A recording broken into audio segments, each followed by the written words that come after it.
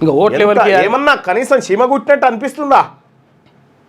ఒక పేదింటి బిడ్డ ఒక బీసీఓనికి రాక సర్పంచ్ అయ్యే అవకాశం వస్తే, రాక వార్డు మెంబర్ అయ్యే అవకాశం వస్తే, రాక ఎంపీటీసీ జెడ్పీటీసీ అయ్యే అవకాశం వస్తే వారి నోటికాడ బుక్క లాక్కొని దొంగతనంగా ఎత్తుకపోతా ఉంటే ఏమన్నా సీమునెత్తురు చిమ్కుమంటలేదా?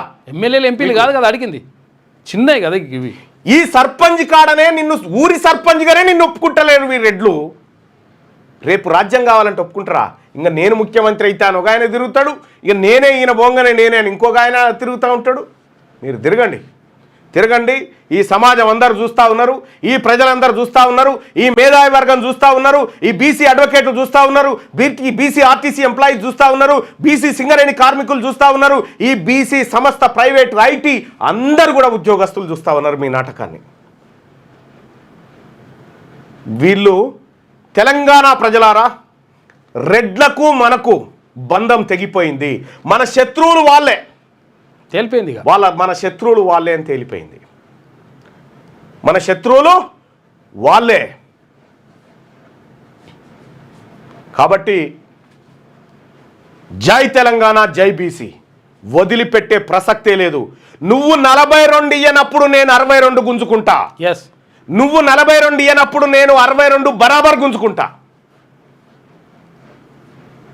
ఇగో ఇందుకు కదా ఈ ప్రజల కోసం ఒక పార్టీ ఉండాలని తీసుకొచ్చింది తెలంగాణ రాజ్యాధికార పార్టీని. ఇగో ఇందుకోసం తీసుకొచ్చినాం, ఇవాళ దీనికోసం తీసుకొచ్చినాం తెలంగాణ రాజ్యాధికార పార్టీ.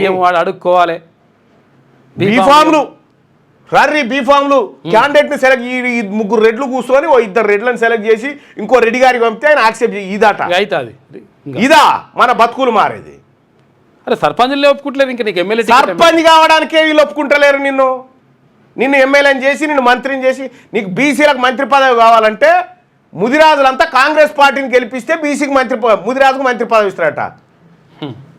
మీరంతా మరి రెడ్లంతా ఏడున్నారు? 6-7 మంత్రి పదవులు ఎట్లా తీసుకున్నారు మీరు? మీరు వేసుకోరి సరిపోతుంది. మీరు వేసుకోరా, మీ ఓటే వద్దు పో.